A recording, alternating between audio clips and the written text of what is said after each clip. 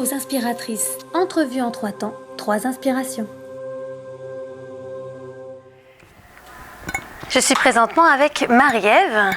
Bonjour. Ça va bien? Ça va extrêmement bien. Alors, qu'est-ce qui peut être inspirant au féminin selon toi? Le désir, la force de créer, cette espèce d'insufflation que la femme porte et puis qu'elle projette dans toutes les sphères de sa vie. Mais en tout cas, en ce qui me concerne, je pense que la maternité, ça m'a vraiment apporté un regard nouveau sur ma vie, mais également en me positionnant sous le regard de mon enfant. Donc, quel genre de modèle je voulais être pour mes enfants. Donc, on change de perception, de vue à partir du moment où il y a un changement qui se crée dans une vie? Je pense que oui. Oui. Je pense que sans les échecs et les épreuves, il n'y a pas de prise de conscience majeure. On reste à se voir un peu comme le centre de l'univers. Chaque matin, quand je me lève, j'ai pas l'impression que je m'en vais travailler. J'ai l'impression que je m'en vais partager, que je m'en vais créer des relations humaines, que je m'en vais faire avancer. Puis en ce qui me concerne, parce que je fais des savons, je m'en vais laver la population. Non, je m'en vais... mais en réalité, je m'en vais partager ce que je pense être le meilleur produit possible que j'ai créé avec tout mon cœur, avec toute mon âme qui me représente. Donc c'est ce que je fais. Puis oui, j'ai beaucoup de plaisir à le faire. Marie-Ève, elle caresse votre peau d'amour, de bonté et de naturel. Donc ton slogan à toi, Marie-Ève, ce serait quoi? Alors ça, c'est vraiment difficile. Là. Mais je dirais, en lien avec ce qu'on vient de dire, peut-être ce qui ne tue pas rend plus fort. Oui, c'est ça. Et ben voilà. Est-ce que j'ai vraiment besoin de prononcer son nom? Franchement. Non, il n'y a pas besoin. Si vous êtes en France, si jamais. Oui, là oui. Hein, c'est mieux? Oui, ce serait mieux, là. En France, oui. Il faut prononcer mon nom au complet. Plusieurs fois. Plusieurs fois? Oui, je fais des passes. C'est comme les potions magiques. Au moins 3 fois. Oui, avant que ça fasse effet. C'est bon, ça. Alors, qu'est-ce qui est inspirant chez toi? C'est très difficile à dire, ça prend beaucoup d'humilité. Dans mon métier, c'est plutôt... J'ai toujours senti que c'était plutôt les autres qui m'inspiraient quelque chose. Il faut croire que j'ai acquis assez d'âge puis d'expérience pour finir par inspirer les autres.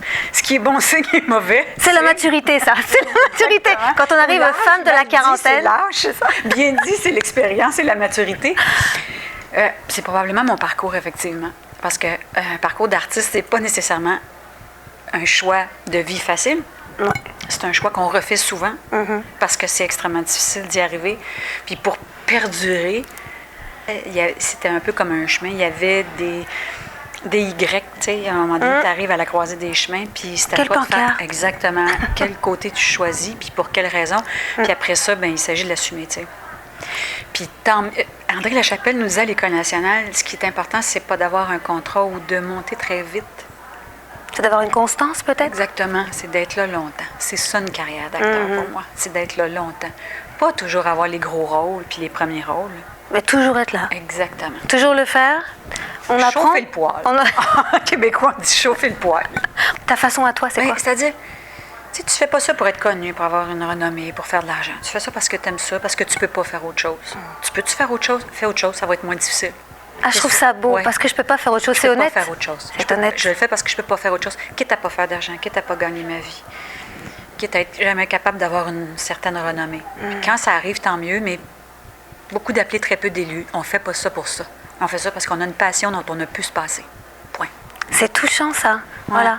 Faites ce que vous aimez, peu importe. Si vous ne pouvez pas faire autrement, faites-le. Faites-le. C'est bon. On s'aime, là. Je te ressens très bien. Oui, tu me captes? Oui. Ça, c'est comme le « oh » et voilà. Sacré. L'inspiration, ça crée ça parfois. Ouais. Donc, un livre, tu nous en parles un petit peu?